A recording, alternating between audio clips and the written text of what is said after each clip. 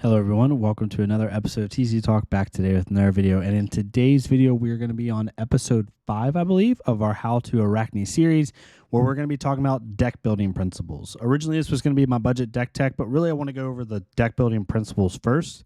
And then the next two following videos will be a budget deck tech list as well as a full deck tech based off the December 2023 meta, and kind of go from there. And then we'll do some gameplay videos as well. So hopefully you are enjoying your day. If you're new to the channel, welcome. Thank you so much for stopping by. Feel free to check out my other videos. If you're watching this in December, check out some of the playlists that I've already published out. If you're watching this like months from now, feel free to watch them all.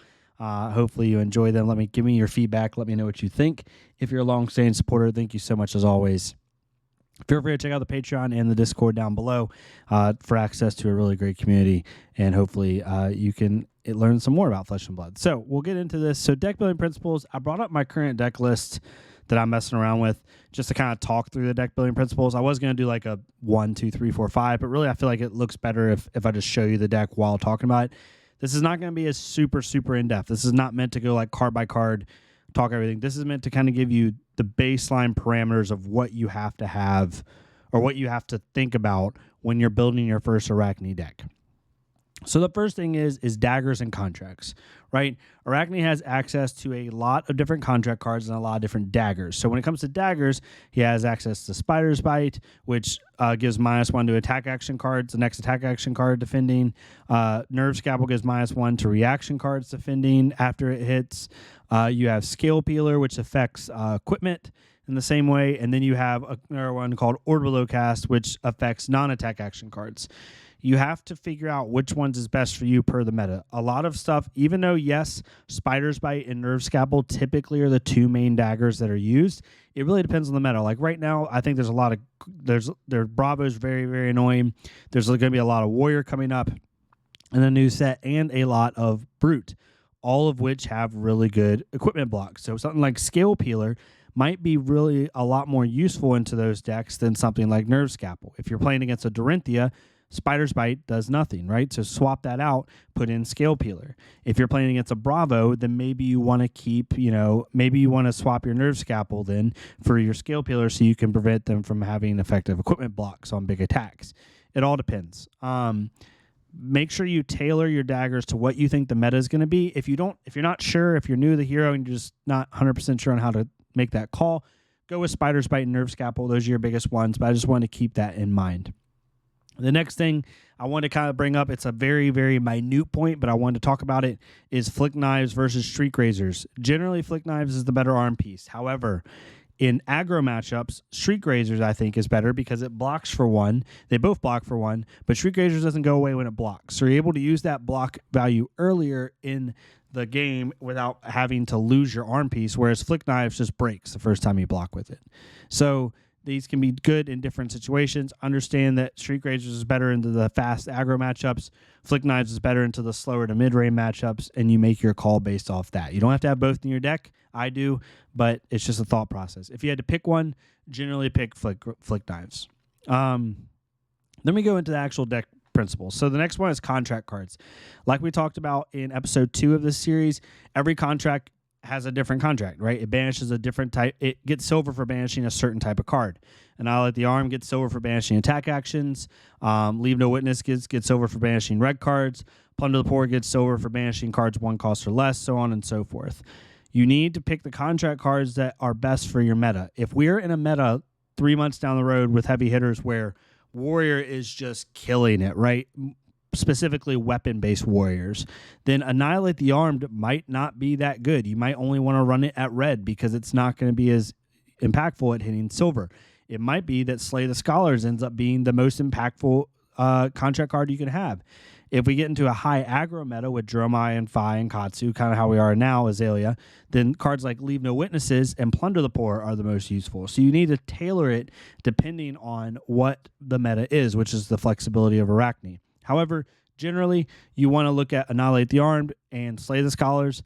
They are the two most consistent, and Leave No Witnesses, I'd say, are the 3 most consistent because attack action cards, non-attack action cards, and red cards are kind of your most consistent looks in a deck, right? No matter what the deck is. So that is for that. The next thing is blue count. You always want to start sometimes with your resource base. In Arakni, typically you're anywhere at 15 to 21 blues. I would say, though, most lists are in between 15 to 18 blues. 18 is about the sweet spot, 17, 18. In this list specifically, I'm running 3 Annihilate the Armed, 3 Cut to the Chase, 3 Coercive Tendency, which comes out in a month, just playing ahead for it. That's 9. 3 Rob the Rich is 12, 3 Surgical Extraction is 15, and 2 Concealed Blade is 17. You could take this Concealed Blade off. I just have it for a little bit of tech to bring in another dagger, but I'm at 17 blues. You typically want to be about 15 to 17 blues because unlike Uziri, who wants to dagger when she can, Arakni really does rely on his daggers to help minimize those block values to help guarantee his attacks hit easier. So because of that, you want to have a good resource base. You also have, in a full fleshed out list, you have a lot of 2-cost cards. 3 Already Dead, 3 Command and Conquers, 3 Surgical Extractions, right? You do plays like Dagger into a 1-cost with Eradicate or Annihilate the Armed. A lot of different things you can do. So definitely look at that. Look at my notes here. The next one is your sideboard. So this sideboard is just a general sideboard that I have right now, but don't even look at the cards that are in this specific sideboard. The main thing is pick a struggle, is the term I use when it comes to sideboard. Typically, what I see new Arakni players do too much with their sideboards is they try to tech for everything, right? They try to have 3 or 6 slots for Dromai. They try to have 3 slots for Bravo. They try to have 3 slots for aggro, all this stuff, which, sure, you can have a toolbox sideboard somewhat, but typically just pick something that you want to be better into and then go from there. Like for me, I am basically on Dromai and Bravo for the most part, with the exception of Razor Reflex. I'm trying to race aggro a little bit here. But Down Dirty is meant for Dromai and Prism. It also even still helps in Bravo because it's a 6 power you can attack with. It also defends from Arsenal to get around Dominate effects. Findle's Fighting Spirit's really good in the Dromai. I have it at red because I'm thinking about Prism later on, but really good for gaining life. Also a good 3-for-7 value play on Bravo. You have Shred, which is really good into both those matchups that want to block you out while they set up their board state or set up big turns. So I have Yellow Shred on the side.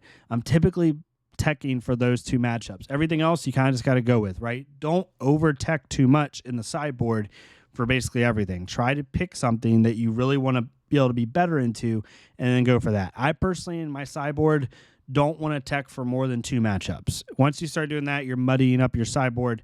Now, there's different ways to build decks. Some people will build like a 46-card core and then have like 20 cards in the sideboard. Some people will build, like me, a 54 to 57-card core, and then you just bring in 3 to 6 cards depending on what it is. The good thing about Arakni is, unlike other heroes, Arakni's perfectly okay with running 68 cards in their deck during a game, whereas other heroes never want to do that, really. So that's kind of another deck building principle you can think about. Your other one is that I didn't write down my notes, but it just jogged my memory, is your 3 blocks versus your 2 blocks. You do not want a lot of 2 blocks in deck. Even in this deck right here, I am on the verge of having a little bit too many 2 blocks in my deck. I have 1 Deft Touch. I have 3 Nimblism, which isn't a common card in Arakni. I'm just trying it out, but let's just say for the sake of argument, it's in the deck, so that's 4. I have 3 Codex Frailty, which, although an extremely powerful card, is a 2 block, so that's 7. And then in the sideboard, we have stuff like Findle's Fighting Spirit, which is technically a 2 block, even though it gains life, stuff like that. So you typically want to try to stay under, I'd say, 6 2 blocks at the most. I have 7 in here, which is like usually breaking my rule, but you want to stay generally, regardless of the number, as little 2 blocks as possible. Arakni's first and foremost way of winning is through fatigue, whether by throwing threats or blocking. So you want to have as many 3 blocks and even defense reactions as possible to make the most of your blocks. The next deck building principle is cards that are not attacks. Arakni is built very similar to Katsu, where you need to have enough threat density in order to have these big turns. And you want your reactions, or in this case, it's pretty much reactions, but you want your cards that are not attacks to be very like pointed and very purposeful. Like, so in this deck, we have 3, 6, counting defense reactions. Let's not count Nimblism because it's normally not in a regular list. We'll pretend Nimblism isn't there. 3, 6, 9, 12, 15, 18. We're at 20 cards that are not attacks. So we're actually at a lot here. Coercive kind of makes it a little bit harder, but Normally, I'm trying out more here because of Nimblism and Steel Blade. Typically, in most Arakni lists, you see 3 red cut to the chase. Your defense reactions make 6 and 9, and you're going to see 3 Codex of Frailty in current Arakni list. That's about 12, right? Cursive Tendency will make 15, so if you took out the Nimblism and go in Steel Blade, that's around what you want, right? I have stuff like Blue Cut to the Chase and stuff like that just to try to be a little bit more trickery with my stuff, but typically, you don't want more than a third of your deck to be reactions. In Arakni, I would say however many cards you have to start the game, you want your non-attack cards to be around a quarter of that, 1 out of every 4. So, because if you muddy up too much, like if I draw into a hand that is Cut to the Chase, Fate Foreseen, Coercive Tendency, and Codex, it doesn't really help, right? I can't do but so much with that hand. I basically have the Dagger, and the Codex with Command and Conquer, which is still good, but it makes it a little bit harder. You can draw brick hands more, so you want to be careful with that and only have about a quarter of your deck be non-attacks if you can help it. Now, that number goes up if you have more cards in the deck. So if you're running 60 clean in a matchup, you probably only want around 15, maybe 18 cards that are non-attacks in the deck. I'd say around 15. The more cards you run, the more wiggle room you have. So if you're running 68 cards, right, you can go up to like 18 to 20, close to it. Around 18-ish. It all depends. That's typically where you like to be. I'm doing a little more experimenting stuff because we're in between sets right now, but in a very clean and efficient Arakni list, that's where you're looking to have. But these are some of the deck building principles that are very like strategic level, like really big level deck building principles. I'll get into more of the minute decision points in the deck text and kind of talk about it there. But hopefully this gives you a decent understanding of where to start when it comes to like things to think about in your Arakni list when it comes to deck building principles. But hopefully you enjoy this type of content. If you did, please leave a like, comment, and subscribe. If not me, it's totally fine. Go to another creator, leave a like, comment, subscribe on their stuff so we can get more people seeing this game. Give me feedback down in the comments below. Any questions you have that I did not cover in this video, ask me. I'll be more than happy to answer them. And yeah, thank you all so much, and I'll see y'all next time on TC Talk. Y'all have a good day.